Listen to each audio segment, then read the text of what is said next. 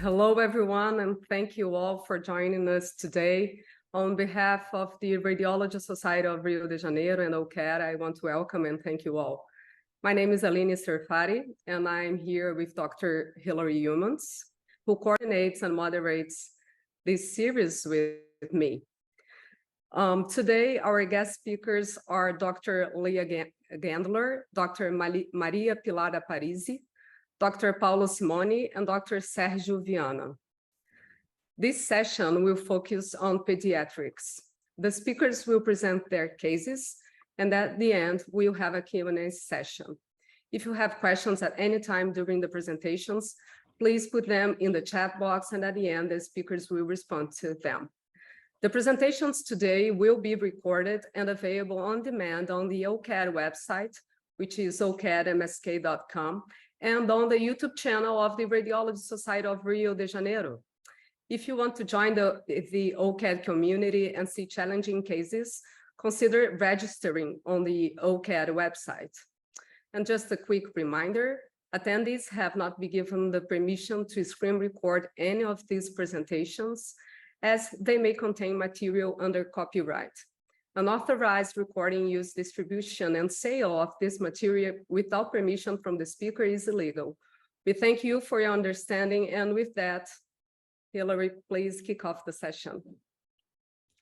Hi, everybody. It's my pleasure to introduce Leah Gendler, who completed her medical school training at Midwestern University Chicago College of Osteopathic Medicine in Illinois, and her internship at Harbor UCLA Medical Center in California. She did her diagnostic radiology residency training at Thomas Jefferson University Hospital in Philadelphia, where she completed a mini fellowship in musculoskeletal imaging. She completed additional clinical pediatric radiology fellowship at CHOP, the Children's Hospital of Philadelphia, in Philadelphia, as well as a pediatric musculoskeletal research fellowship at CHOP. Her areas of interest are pediatric musculoskeletal radiology, including ultrasound and musculoskeletal manifestations of metabolic disorders. Okay, Leah, take the screen.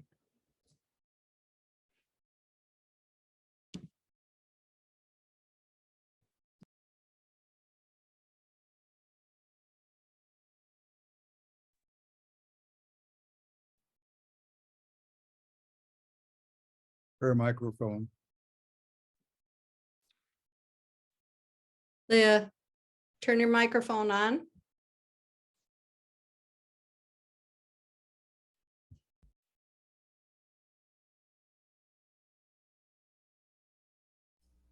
Okay. I think Can you share your screen? Sure. It wasn't letting me at first, so. Part of the excitement. I know. Okay, so let me just, I have to, I think, swap. Okay, everyone see my presentation? Perfect. Okay, great. I'm going to be sharing with you guys a case of pediatric scurvy. My name is Leah Gendler, and thank you for that wonderful introduction. I'm so happy to be here today. So I will just go ahead and start off the case. So we have a case of a 14-year-old male, history of cerebral palsy, developmental delay, shunted hydrocephalus, kind of like a complex medical history. He presents with progressive discomfort and immobility. He was previously able to ambulate with a walker, and then he proceeded to limp. And then within the span of a month, he is no longer able to walk and complains of pain. Per his doctors, there is no concerns for infection. The neurosurgeon did obtain a CT head due to his shunted hydrocephalus. There was no change in ventricular size. There's no neurologic symptoms. So he was referred to the emergency department.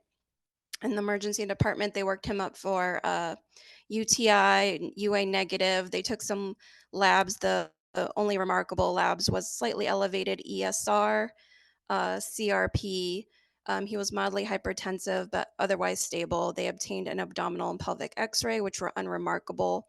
So at this point, given his inability to walk, they were concerned about osteomyelitis, and they got an MRI of the lumbar spine, which showed. So here's some representative images of the pelvic area, axial T2 non-fat sat and fat sat. And here we see the findings, bilateral iliac wing subperiosteal collections with thin septations, fluid levels, as you can see. And then from there, we obtained additional imaging in other parts of the body. You see he has a similar finding in the scapula with surrounding muscular edema. He's got edema within the costochondral junction, the rib ends, also with surrounding edema in the chest. Further imaging in the pelvis. So this was a T1 fat sat pre-contrast. You can see there's intrinsic T1 shortening within the collection, so suggesting hemorrhage. And then post-contrast, the periosteum enhanced, but the inside of the collection did not enhance.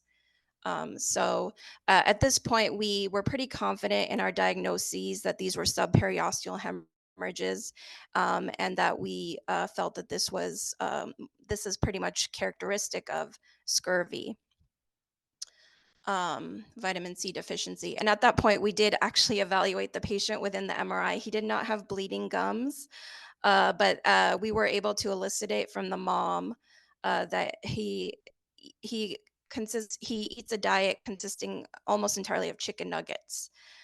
So very nutrient deficient, and we can see why he developed this. Subsequently, he did also get an ultrasound prior to IR drainage of these collections, and you can see, the cortex of the iliac wing, the periosteum. There's no flow, and it looks beautifully with these lace-like septations. Like you put this in the ovary, and it's an ovarian cyst. So it's a beautiful representation of hemorrhage. And then to discuss some of the pathophysiology behind the disease. So unlike most animals, humans lack the enzyme, the final enzyme to convert glucose into ascorbic acid. They must obtain vitamin C from the diet. And vitamin C is a cofactor in many enzymatic reactions throughout the body. So it affects multiple body systems, but it's very important as a coenzyme for collagen production in the fibroblast. So the hemorrhage is not due to any coagulation factor deficiencies. It's due to the lack of vascular integrity of the blood vessel itself, because the blood vessel is reliant upon collagen for structural stability. So if you completely eliminate vitamin C from your diet, it will produce clinical signs of deficiency in approximately 1 to 3 weeks. And initially they're very vague, especially in children, like irritability. But then they progress to, not being able to walk, such as in this case. So the MSK manifestations are same as elsewhere in the body, predominantly hemorrhages.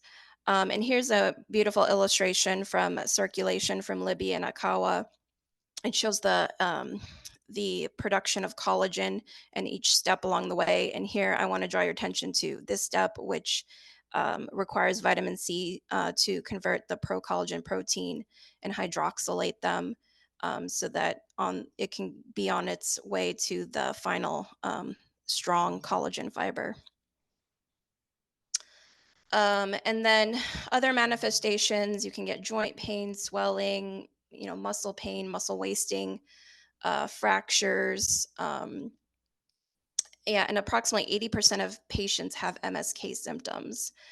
And infantile scurvy, so this is very rare, especially in developed countries. Neonatal is pretty much non-existent because the baby gets it from the breast milk or from formula if it's taking formula. So as long as the mother is not vitamin C deficient, the baby won't be. But like later on, like 12 to 15 months of age, or 6 to 15 months of age, around that time, you can start to see if the diet is deficient in vitamin C. The earliest manifestations you can see are just the ground glass, like just demineralization of bone. And then you have some of these characteristic findings, like the white line of Frankel, which is just the widening of the provisional zone of calcification and thickening. And you basically have the same sign around the epiphysis, the Wimberger ring sign. The tremor field zone refers to metaphyseal lucency, and that is just like basically secondary to demineralization. And you usually don't see the subperiosteal hematomas on X-ray unless they've been there for a while and have started to calcify. Okay, and then here's some examples of mimics. This is a kid with osteomyelitis with subperiosteal abscess. You can see here's the bone and the surrounding muscle, and there's this collection here. And this is in transverse and long axis. You see the humerus, and you see this collection here. It's a little bit more, you don't see the lace-like septations, but it's a little bit heterogeneous. You can see how this could be confused with hemorrhage versus abscess. And then on the MRI, T2 fat set, you can see bone marrow edema, muscle edema, and then this fluid. And then the T1 fat set, this is pre-contrast. He did not wind up receiving contrast, but you can see there's no intrinsic T1 shortening within this collection. So it probably is not a hemorrhagic collection. And then other mimics, vitamin D deficiency, mostly secondary to the metaphyseal irregularities, because vitamin C deficiency also causes metaphyseal irregularities. Child abuse also, because of the corner fracture, you can also get corner-like lesions with the lateral metaphyseal sign, and but they aren't fractures, they're infarcts actually with scurvy versus fractures with corner fracture and child abuse. You do see metaphyseal lucency with leukemia, but other findings should lead you away from leukemia, such as blood work and if all else, MRI. Pediatric syphilis also has metaphyseal findings that may potentially be confusing. And then platelet dysfunction presents similarly clinically because of the propensity to hemorrhage. Also, you can get kind of like for vitamin D, you can get rachitic rosary. And then we saw in this patient, he had the costochondral swelling and bleeding. This is called a subascorbic rosary, which is secondary to vitamin C deficiency from the hemorrhages at the ends of the ribs. So may look similar on clinical exam, but the imaging is different, and they're obviously different entities. And yeah, that's my case. Thank you, Leah. Beautiful case. Now Thank it's my pleasure to introduce Dr. Maria Pilar Aparisi Gomez. She's from Valencia, Spain, and she studied at the University of Valencia and became a certified radiologist in Terrassa, Barcelona, subspecializing in MSK and interventional radiology in La Ribeira. In 2008, she moved to New Zealand, becoming first an educational affiliate and later a fellow of the Royal Australian and New Zealand College of Radiologists. She has worked as a consultant at Auckland Hospital since 2011. While mainly based in New Zealand, she still works remotely as an MSK radiologist for the European Musculoskeletal Institute in Valencia. She also acts as a consultant for MSK studies at the Center of Advanced MRI in Auckland, Sonel, and Mercy Radiology. The most important part of her workload is focused on MSK imaging, a field in which she lectures regularly and has published more than 60 indexed articles, 9 book chapters, and a textbook. Dr. Pilar Aparisi Gomez is a member of the editorial boards of Skeletal Radiology, AJR, BMC Imaging, and the Journal of Ultrasonography, and does regular peer reviewing for several radiological publications. She's an active member of local SRad and international radiological societies and specialty subcommittees. She currently serves as chairperson of the Pediatric MSK subcommittee of the European Society of Skeletal Radiology. And that's it. Pilar, take it away, please. It ended up very long. Okay, let's see. I will see if I can share my screen. Great. All right. Can everyone see it? Yes. Well, thank you very much for the kind introduction, and it is an honor for me to join your series. So, without further ado, let's start with the case. This was a 3-year-old boy that presented with acute neck pain and torticollis after a somersault. And for those of you that are not English speakers, this is what a somersault is. And on clinical examination, there was extreme neck stiffness, and the head was fixed in maximum left rotation with some degrees of flexion, and the chin was slightly tilted to the right. So that's more or less the position of the head of this little bird, and is what is called the cock-rubbing position. On X-rays at presentation, we can see an AP and a lateral X-ray were taken. The lateral X-ray, as you can see, everything is superimposed in it. So eventually it's very difficult to evaluate any structures separately. On the AP, we can see that there's a rotational deformity of that C-spine. We can actually follow the neurocentral synchondrosis to see that at the level of the axis, well, that axis with the dens almost looks like it's in a lateral projection.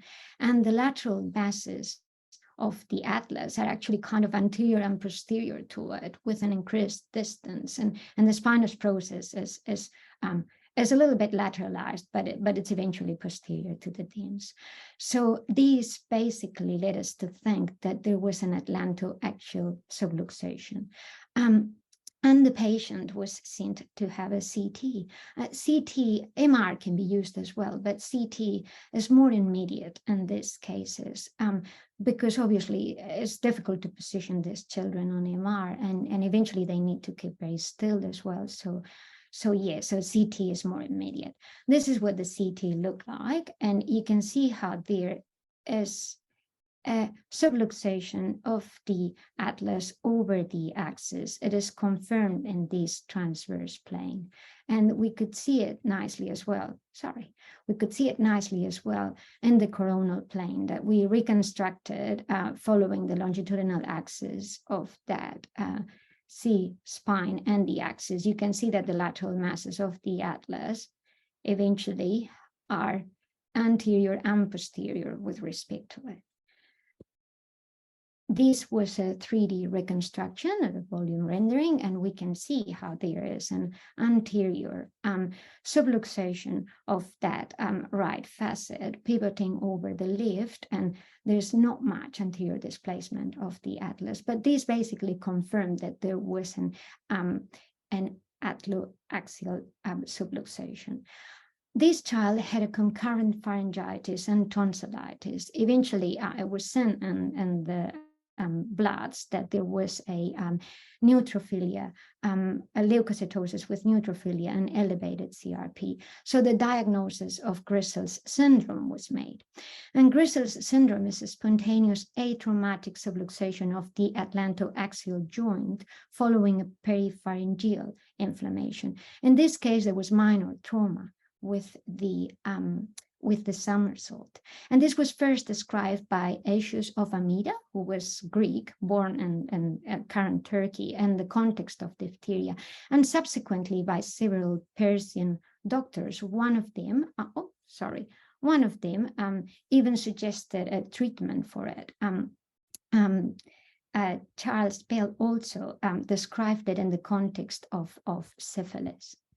But it eventually took its name, took its name from Pierre Grisel, who published the case in 1930. Most cases, this is a rare condition, most cases happen in the pediatric population, 90% of cases in patients under the age of 21, and it follows an upper airway or head and neck infection or ear, nose, and throat surgery. And different groups describe different prevalence after these events. The clinical presentation, the initial clinical presentation is torticollis and fever. And initially there's a rotational deformity, but without subluxation.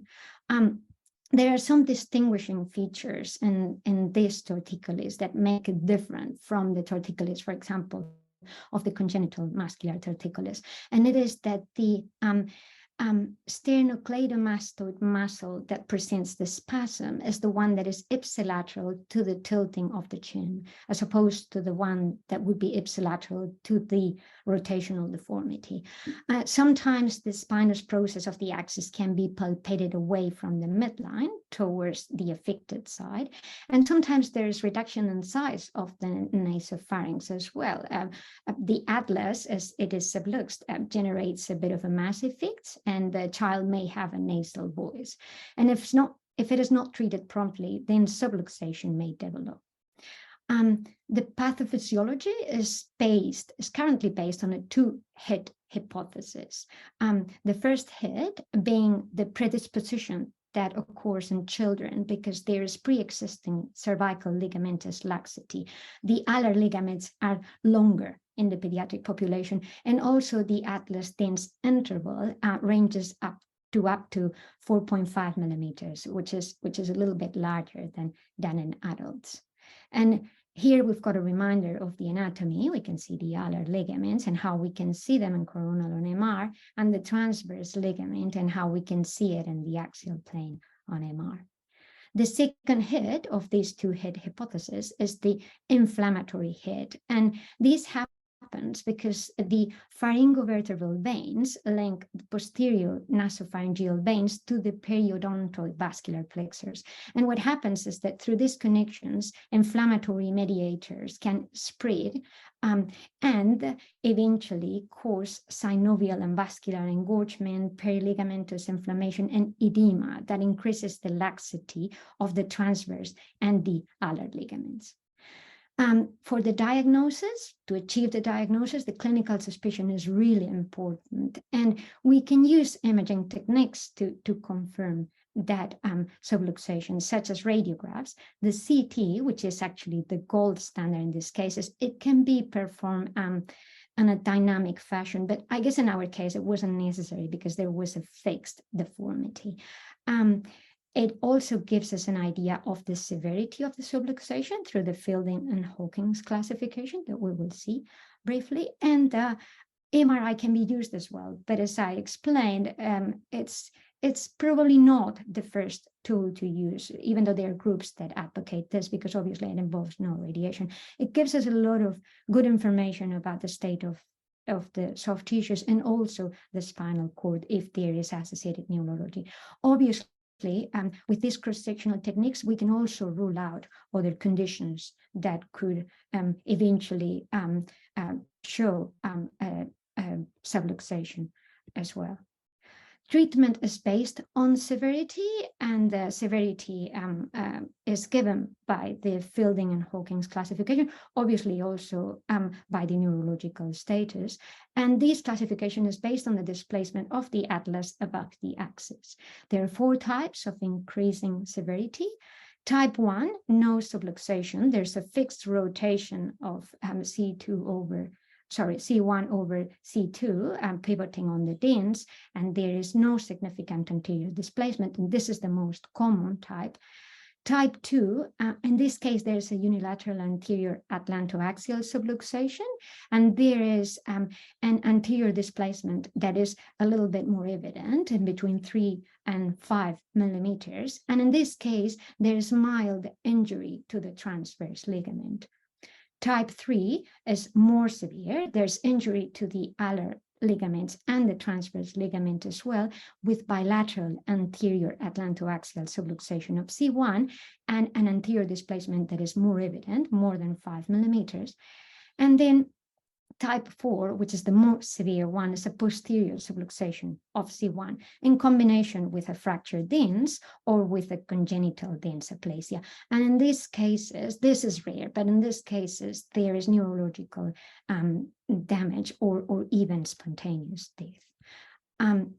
In type 1 and type 2, the treatment is less aggressive, it can be conservative. Very important that antibiotics need to be given because that is actually the treatment of the cause, is the infection and inflammation. In type 2, cervical traction and muscle relaxants can be used. Type 3 and type 4 need a more aggressive approach with halo immobilization and even arthrodesis or cervical fusion. So our case, sorry, too quick. Our case corresponded to a type 2. So there was pivoting, that left facet was still well aligned, and there was an anterior subluxation on the right. The gap between the atlas and dens was between 3 and 5 millimeters. And on CT, we could see how the transverse ligament was a little bit stretched. The fat spaces around are still preserved. But there was continuity of the ligament, I guess. CT is not ideal for this evaluation, but the patient, meaning the evaluation of the soft tissues. But on the basis of the fact that we already had a diagnosis, we treated with immobilization, antibiotics, anti-inflammatories, and in this case also being a type 2 cervical traction and muscle relaxants to align those bones.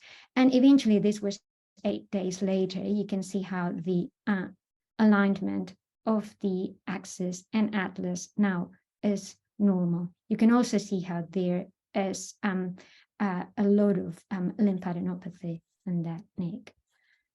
In the parapharyngeal spaces, the tonsils were enlarged and still a lot of enlarged lymph nodes in the cervical triangle spaces on the sides.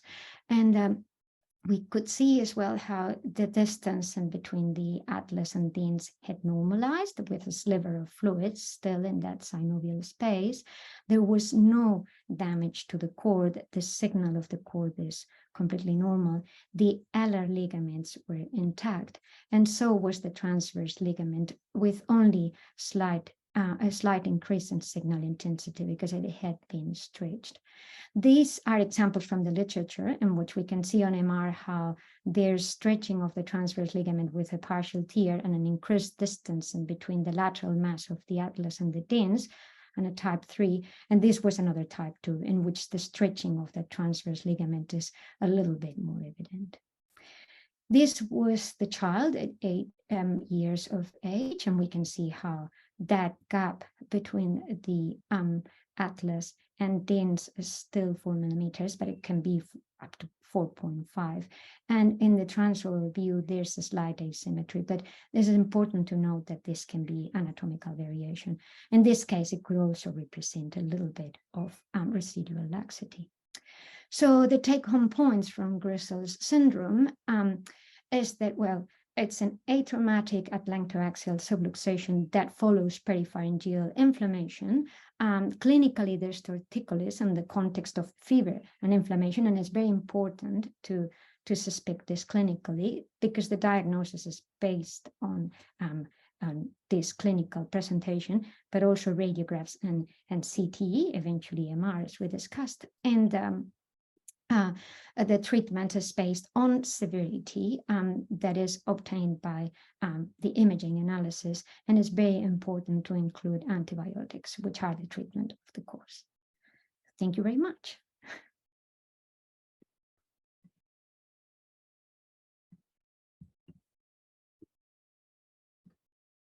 I'm getting my act together, I promise. Okay. Now it's my great pleasure to introduce my good friend Paolo Simoni, who graduated his medical studies at the University of Rome, La Sapienza in 2002 and completed his residency in medical imaging in Rome in 2006 at the University Hospital Campus Biomedico of Rome. He studied, he's laughing, he studied musculoskeletal imaging from 2007 to 2010 at the Clinique Universitaires, I'm butchering this, Saint-Luc in Brussels. And from 2010 to March 2015, he was the head of the musculoskeletal service at the University Hospital of Liège, where he simultaneously completed his PhD. He has been head of the pediatric imaging department at the University Children's Hospital Queen Fabiola in Brussels since June 2015 until now, with a special interest in pediatric musculoskeletal imaging. He was appointed professor of radiology in 2020 at the Université Libre de Brussels. In his spare time, he also obtained a master's degree in economics and administration from the University of Paris, one Panthéon-Sorbonne in 2017. He's a member of the International Skeletal Society, European Society of Pediatric Radiology, MSK Task Force, and delegate for Belgium to the Quality Protocol and Standards of the European Society of Radiology. He's the current chair of the ESSR Subcommittee on Pediatric MSK Imaging for a second term and chairperson of the Leadership, Quality, and Management Committee of the Belgian Society of Radiology until 2025. He's authored a lot of papers and chapters, and now we're going to enjoy his presentation. Yes, next time I will give you the shorter version. Thank you very much. Thank you for this kind invitation, and it's an honor to present in the community. Thank you, Hilary. Thank you, Aline, for the invitation. I'll try to share my screen, and I hope you can see. Up. Okay. Is that okay? Yes. Perfect. So I would like to present the case of two brothers with acrosteolysis and various skin lesion. If you want to participate in a short quiz during the presentation, you can scan this QR code. It's not obligatory, it's not mandatory, but you can. So this is the appearance of two brothers who were asymptomatic at the birth and started to complain from progressive hypertrophy of the gums, and from the appearance of various masses, the fingers, the two, but also at the level of the face and the scalp. This is the appearance of the younger brother at 9 years with the evident deformity of these fingers, especially at the distal part.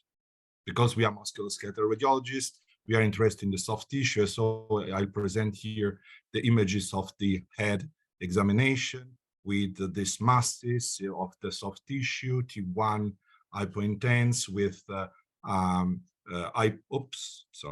with contrast enhancement, which is very heterogeneous. Heterogeneous is also the two weighted images, and the ADC examination showed that it's probably an hypocellular mass.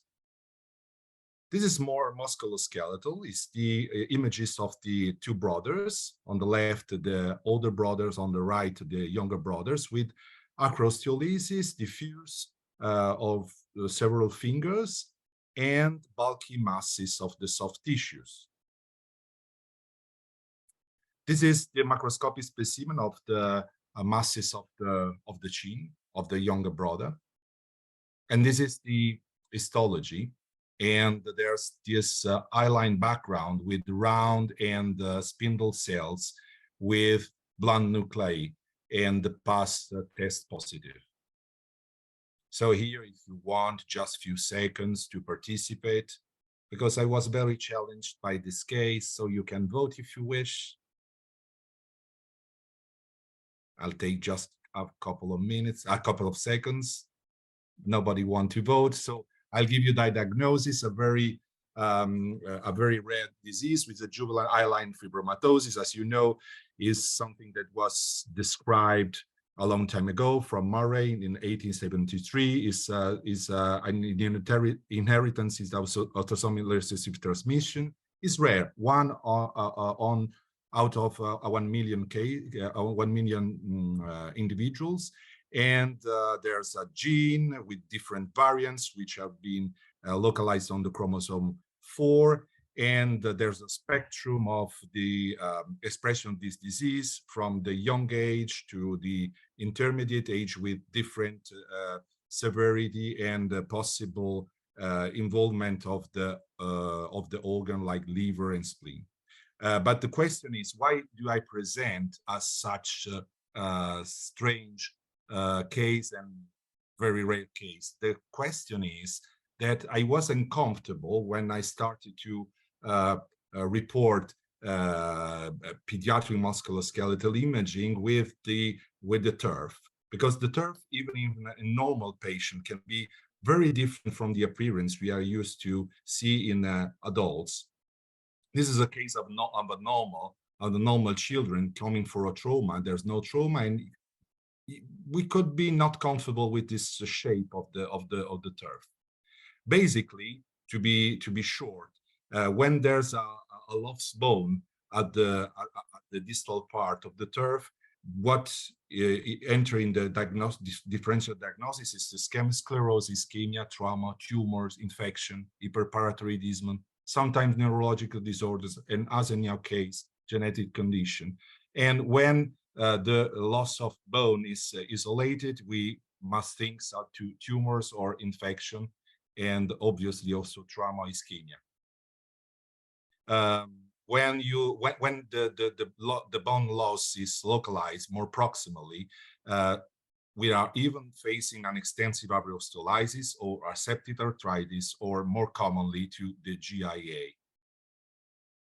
This is a case of a systemic sclerosis with multiple sites of acrosteolysis, and you can see here that different from the adults, there's no calcification, so the diagnosis can be not so obvious in the early stage. This is what probably is more characteristic, is hyperparathyroidism with bone loss, supraosteal resorption, and some lytic images corresponding to brown tumors. This is another condition which is more rare, is a primary hyperostotic osteoarthritis with concurrent osteolysis and periosteal apposition. You can also have in children the secondary form in chronic severe condition like cystic fibrosis, for example. This is what probably is more common to see in the daily practice, is the GIA, the psoriatic variant. And as you can see here, the bone loss is centered on the articulation, but you can see that here the first impression is to be faced to an acrosteolysis. In case of infection, you can also have this kind of appearance, and we have also the impression to have a nidus or an osteomastoid. And I posted here the OCAD community, and I must say that Hillary was the only one who was right, because it was infection and not an osteoma or glomus tumor. This is the appearance with this infection that can occur in children also, so distally. And there's an images that can be very similar to a glomus tumor or osteoma osteoid. Case, in my view, was that the acrosteolysis in children can encompass a very large spectrum of diseases, and can be the bell to giving us the signal or the clue to find a systemic condition, a severe condition or a genetic condition, but also more typical condition like psoriatic arthritis. So the take-home message is the acrosteolytis is found in a large spectrum of disease with children. This ischemic sclerosis and hyperparathyroidism are frequent cause of the bone distal loss, but we must point out that the systemic sclerosis in children, we have no calcification in most of the cases. In the pediatric variant of the GIA, the bone loss is more proximally centered. And in isolated acrosteolysis, humoral infection must consider in the differential diagnosis, especially when there's the isolated bone loss. And in the case in which this acrosteolysis is diffuse, you have also rule out the rare genetic condition. Thank you very much. Thank you, Paulo. Beautiful case. Yeah, thank you, Paulo. I have never seen any case like this. Anyways, okay. Let me just find here my next, okay. Yes, and of course, it's my pleasure to introduce my dear friend, Dr. Sérgio Viana. He's a practicing musculoskeletal radiologist at Tesla Diagnóstico por Imagem, Diagnóstico Imagens Médicas, and the Children's Hospital of Brasília, which is the capital of Brazil. And he's also a member of the International Skeletal Society and the Brazilian College of Radiology. He graduated with a degree in medicine from the Universidade Federal do Piauí and completed residencies in internal medicine at the Universidade Federal de Pernambuco and in radiology at the Hospital de Base do Distrito Federal. He co-authored the book chapters and several articles on MSK imaging and has lectured on this subject as a guest speaker for more than 20 years, being actively involved with continued medical education in his platform, which is called Advanced MSK. Please, Sérgio, share your screen. Let me try to just 1 second.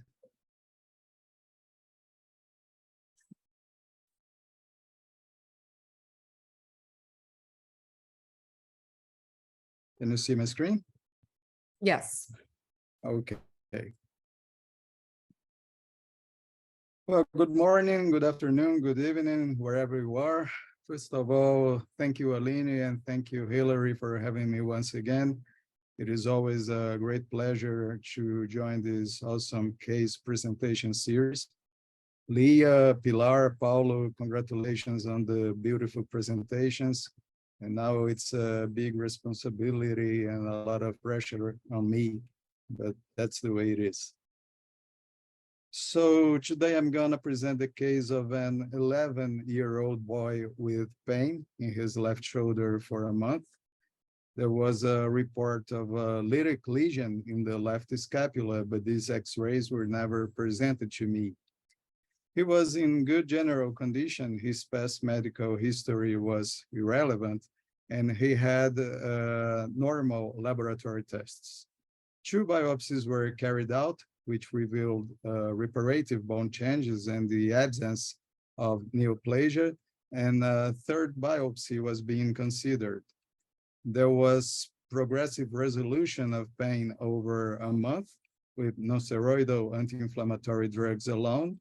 And finally, after all this investigation, his previous imaging studies were brought for me to give a second opinion in a clinical session at the hospital where I work. This is the first MRI of the left shoulder obtained in an external service 1 month after the onset of pain. These fluid-sensitive sequences show that there is a destructive lesion of the body of the scapula with an aggressive appearance, leading to infiltration and discontinuity of the cortical bone indicated by the arrows and edema of the adjacent soft tissues.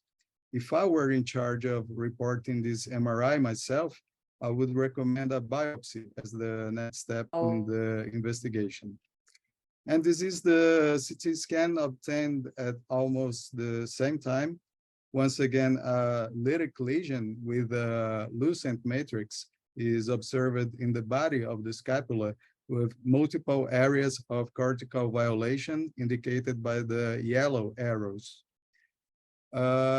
Retrospectively, we can note that despite the presence of bone destruction, there is cortical thickening rather than thinning. In addition to a solid periosteal reaction, to which points the green arrows.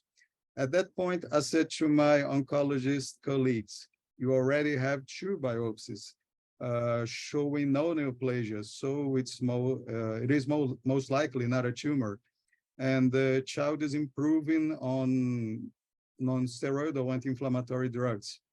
And looking retrospectively, it looks like osteitis to me instead of infection or a tumor. So why not perform a whole body MRI to look for additional areas of osteitis that could favor an autoinflammatory bone disease instead of a third biopsy? It is a shot in the dark. I know the scapula is not a frequent site of involvement in this setting, and I've never seen involvement of this bone in chronic recurrent multifocal osteomyelitis before, let alone as the presentation site, but what do we have to lose?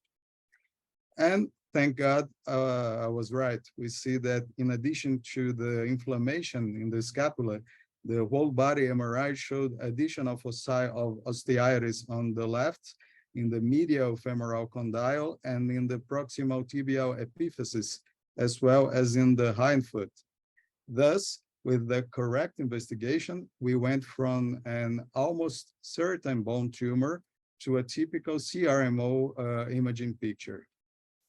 If you're still in doubt, on the lower row, we can see the follow-up MRI performed 2 weeks ago, 9 months after the first one. Observe the marked involution of the edematous changes and the quite impressive recomposition of the cortical integrity of the scapula. Only subtle residual bone marrow edema remains, marked by the yellow asterisks, with complete resolution of the cortical findings and the soft tissue component. Sorry. Therefore, this patient was diagnosed as having an unusual pseudotumoral presentation of non-bacterial osteitis, better known as chronic recurrent multifocal osteomyelitis, or CRMO. CRMO is a broad topic that could easily take up an entire symposium of its own, but in a nutshell, it is an idiopathic inflammatory bone disease, typically affecting children between late childhood and early adolescence, that is underdiagnosed but increasingly recognized. It usually appears as multifocal areas of non-pyogenic osteitis and bone erosions that typically involve the metaphysis of the long bones, classically in the lower limbs. And as it was shown in this case, whole body MRI is paramount for the diagnosis and follow-up in this setting. Later in the disease course, there is bone expansion with sclerosis, hyperostosis, and periosteal reaction. And as there is no systemic involvement and laboratory tests and biopsies are non-diagnostic, CRMO is a diagnosis of exclusion. Therefore, biopsies should be avoided, if possible, when imaging findings are typical. So it comes as no surprise that the diagnosis is often retrospective and late, with a median of 2 years, usually after several medical consultations with different doctors of different specialties. Because biopsies are non-diagnostic, there is a trend in favor of replacing them with whole body MRI in typical cases, thus shortening the time to diagnosis.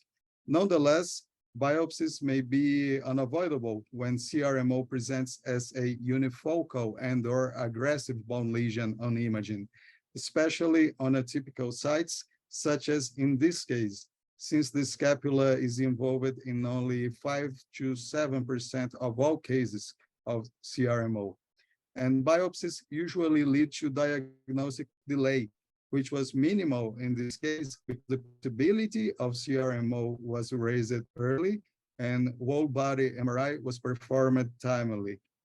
There are some skeletal sites that, when affected in CRMO, are prone to mimic bone tumors. For example, the thin tubular bones, such as the fibulae and the metatarsals, may present lamellated diaphyseal periosteal reaction, diaphyseal, not metaphysio, that emulates bone tumors. In addition, when the medial thirds of the clavicle are involved, findings such as bone destruction and expansion, aggressive appearing periosteal reaction, and extensive edema are often found, but this is a classical site of involvement in CRMO. Although this is usually not a problem for the seasoned radiologist acquainted with pediatric MSK imaging, it may be challenging for those who don't see pediatric studies quite often. In this slide, we can see a classic example of a lamellated periosteal reaction in the diaphysis of the second metatarsal bone, in addition to bone expansion and marked edema of the bone marrow and adjacent soft tissues.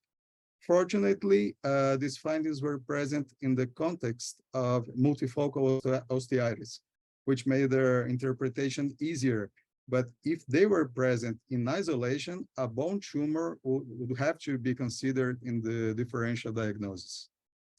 And finally, an example of involvement of the medial third of the clavicle, which, as I said, is very typical in CRMO.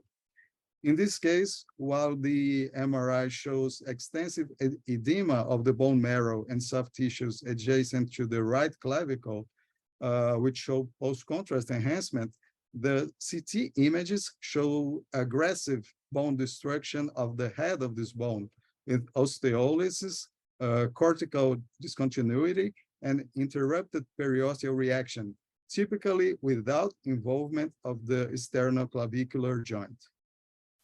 So what are the take-home messages of this case? First, the radiologist is usually the first doctor to raise the possibility of CRMO during the investigation, in addition to indicating how to confirm it. That means whole body MRI. We can formulate a robust presumptive diagnosis of CRMO when typical imaging findings are present. However, one must keep in mind that this is a recently described disease with an increasing learning curve all over the world, and that atypical presentations may be challenging even for the seasoned radiologist. Therefore, we must maintain a high index of suspicion for bone lesions resembling bacterial osteomyelitis or tumors with inconclusive biopsies in age-appropriate patients, namely older children and young adolescents. Thus, in a setting of possible CRMO, we, the MSK radiologists, must guide the investigation since we are the specialists. And it's not infrequent that the doctor in charge is unaware of the mere existence of CRMO. So it is up to us to raise awareness of the key role of whole body MRI in this setting. Thank you very much for your attention. Thank you, Sergio. So I will open the Q&A session with a question to Pilar. Is there a chance of recurrence or a recurrence rate in the literature for Grisell's syndrome? And should we be concerned that these children may have another episode of subluxation? Yes, certainly.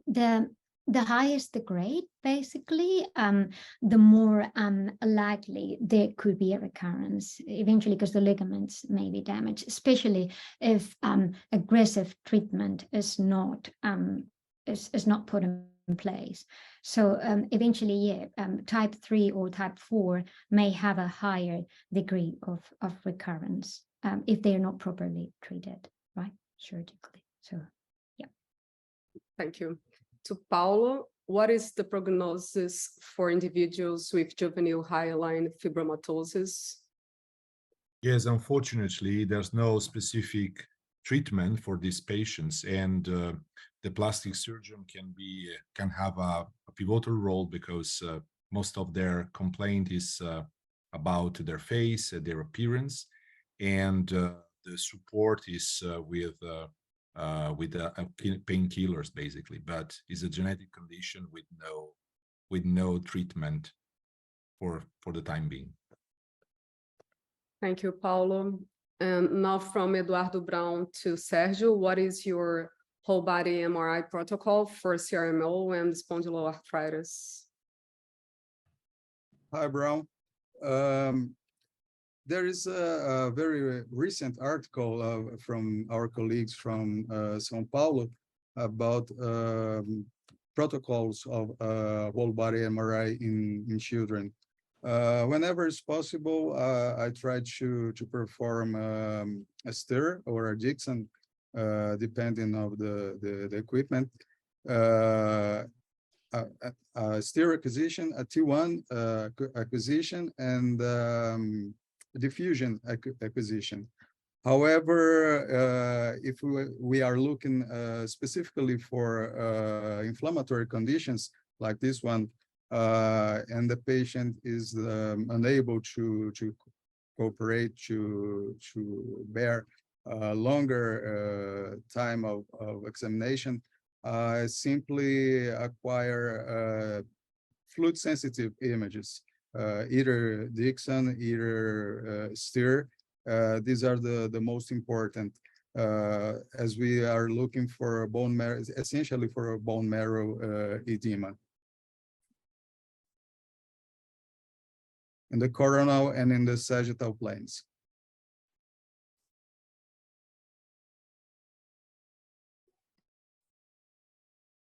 Okay, and so what coil do you use to get whole body images?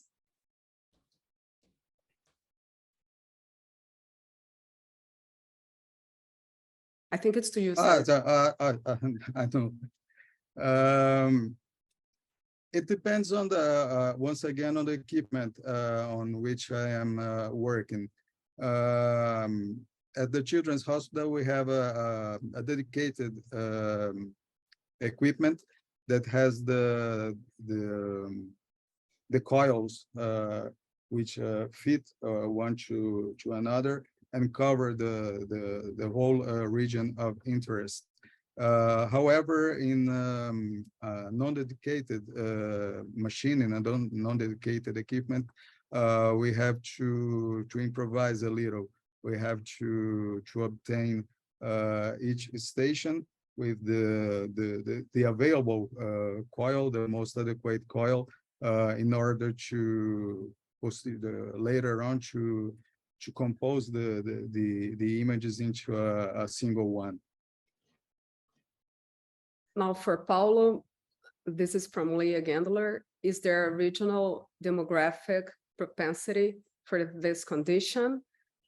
She never heard of it, me neither, and it's very interesting, she said. Basically, it's a very rare condition with 100 cases reported in literature, but more extensively, I would say that when you work in a community in which there's a high rate of consanguinity, all these strange conditions must be taken into account because it's a recessive genes, and especially when the patient comes from a community in which the marriages are between cousins or in the same family. The question raised in the diagnostic differential diagnosis, is this a genetic condition? This is depends on the area. I don't think there's ethnicity, a specific ethnicity, and there was for this condition, for example, discovered 10 different mutations. So it's probably a social problem, also a social problem. Now from G to Sergio, how long are your average scan time? How often do you add T1 to exclude red marrow hyperplasia? Hi, G. Once again, it depends on the equipment and on which I'm working. At the Children's Hospital, we have very short times of acquisition. So usually is not a problem, especially if we choose to perform a more compact, a shorter version of the protocol. However, in another service, private service, where I work and we are able to perform whole body MRI, it takes in average 45 minutes to acquire a complete protocol, as we don't have the specific coils, the specific equipment. The equipment is not so new, so contemporary as the one that I have in the at the Children's Hospital. And the second question, how often do I add T1? Essentially, when there is suspicion of infiltration of bone marrow.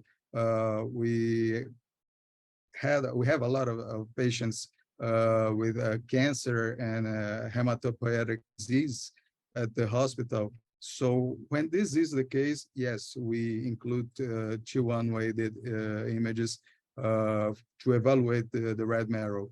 Otherwise, if the suspicion is related to inflammatory disease, we stick with the fluid sensitive sequences only most of the time. It's important to have in mind that the whole body MRI in children is intended to be a short examination, not too long as we perform, for example, in an adult patient with myeloma, for example.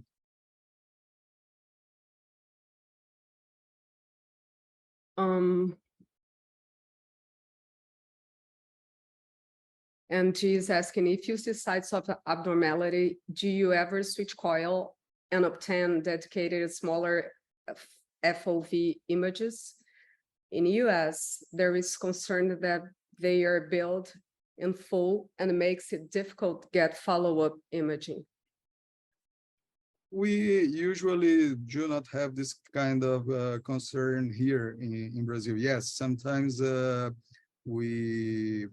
the whole examination of the whole body is completed, we perform localized scans of a given area of concern.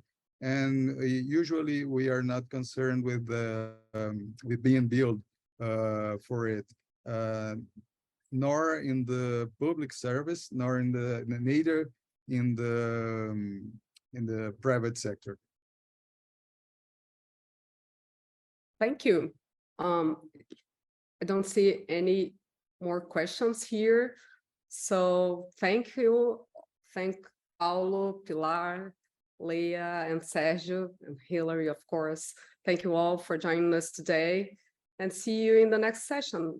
It's in December, I'm not sure, but I will let you all know on social media. Bye.